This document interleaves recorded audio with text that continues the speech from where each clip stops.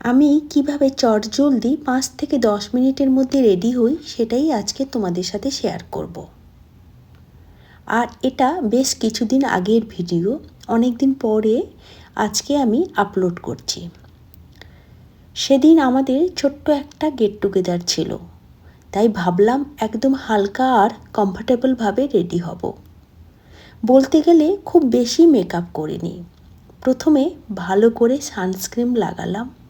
আমি ইউজ করেছি conscious কেমিস্টের sunscreen লোশনটা। এটা আমার খুবই পছন্দের। ভালো করে মাসাজ করে সেট করে নেওয়ার পর ডাইরেক্ট কম্প্যাক্ট পাউডার অ্যাপ্লাই করলাম।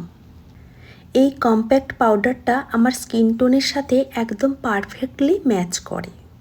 না এটা আমার স্কিনের থেকে বেশি ফেয়ার লাগে, না আবার ডার্ক লাগে। একদম ন্যাচারাল ফিনিশ দেয়, তাই মুখটা আলাদা করে সাদা বা প্যাচি লাগে না। খুব সুন্দরভাবে স্কিনের সাথে ব্লেন্ড হয়ে যায়। তারপর আইব্রোটা একটু ঠিক করে নিলাম, মানে একটা আইব্রো পেন্সিল দিয়ে আইব্রোটা আমি একটু সেট করে নিয়েছি।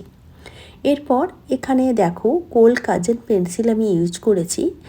এইটা কোল কাজল পেন্সিল দিয়ে আমি ভালো করে কাজলটা লাগিয়ে নিলাম। তারপরে আমি ছোট্ট একটা স্মল ব্রাশ দিয়ে ভালো করে স্মাচ করে নেব।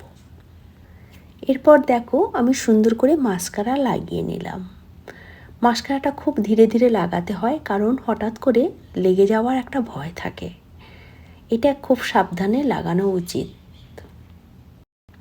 এরপর লিপটাকে আগে একটু আউটলাইন করে নিয়ে লিপস্টিক লাগিয়ে মেকআপটাকে কমপ্লিট করে নিলাম। সবশেষে হালকা করে সেটিং স্প্রে দিয়ে পুরো লুকটাকে সেট করে নিয়েছি। তোমাদেরকে একটা কথা বলি, লিপস্টিকের ক্ষেত্রে আমি একটু বেশি চুজি। যতক্ষণ না ফেসের সাথে একদম পারফেক্ট সেটটা ম্যাচ করছে বলে মনে হয়, ততক্ষণ আমি একটার পর একটা ট্রাই করতে থাকি।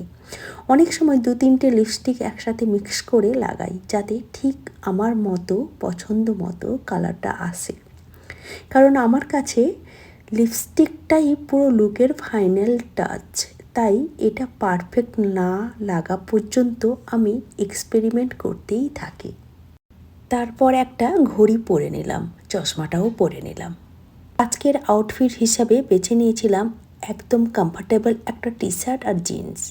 এখানে এত গরম পড়েছে যে ঢিলেঢালা আর আরামদায়ক জামা কাপড় পরতেই সবচেয়ে বেশি ভালো লাগে।